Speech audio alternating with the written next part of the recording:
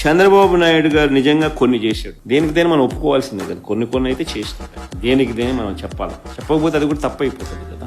15,000 కోట్ల రూపాయల కరెంటు ఛార్జీల బాధుడు చేసినాడు, ఒప్పుకోవాలి కదా మనం కూడా. బాధుడే బాధుడు.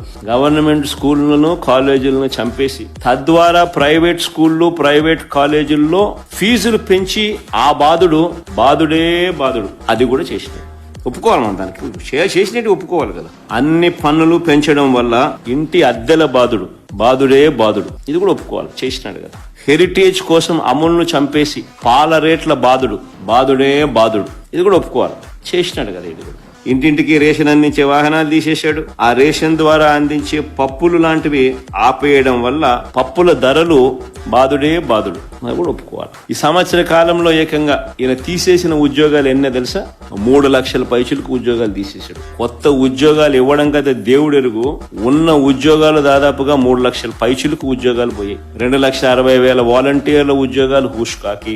ఈ రేషన్ బండ్లు నడిపే వాళ్ళకు ఒక హెల్పరు, బండి డ్రైవరు, 9,200 బండ్లు, ఓ డ్రైవరు, ఒక హెల్పరు, ఒక 20,000 ఉద్యోగాలు హుష్కాకి. బ్రేవరేజెస్ కార్పొరేషన్ లో పనిచేస్తా ఉన్న మరో 15,000 మంది అవుట్ సోర్సింగ్ ఎంప్లాయీస్, వాళ్ళు హుష్కాకి. ఒకవైపున ప్రజల పరిస్థితి ఈ మాదిరిగా ఉంటే రెండో వైపున గవర్నమెంట్ ఉద్యోగస్తులకు ఏమైనా మేలు జరిగిందా అంటే అది లేదు, అది శూన్యమే, అది ఒక మోసమే. వస్తూనే అయ్యారిస్తానన్నాడు, అది పాయే. ఉన్న పిఆర్సీని రద్దు చేశాడు, కొత్త పిఆర్సీని ఇంతవరకు వేయలా.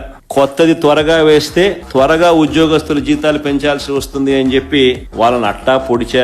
3 డిఏలు పెండింగ్. ఇప్పటికే జూలై 1 వచ్చేసరికి 4వ డిఏ పెండింగ్. వైఎస్ఆర్సీపీ ప్రభుత్వంలో మనం ఎంప్లాయీస్ కు మంచి చేస్తూ ఎన్పిఎస్ ను తీసేసి గ్యారంటీడ్ పెన్షన్ స్కీమ్ తీసుకొని వచ్చి మనం ఎంప్లాయీస్ కి మంచి చేస్తే దానిని తీసి ఓపీఎస్ తీసుకొస్తానన్నాడు. అక్కడ వెన్నుపోటు పొడిచా. దాదాపుగా ఉద్యోగస్తులకు ఇవ్వాల్సిన బకాయిలే 20,000 కోట్లు పైచిలుకున్నాయి. ఎవరైనా అడిగితే తోకలు కత్తరిస్తా అంటాడు.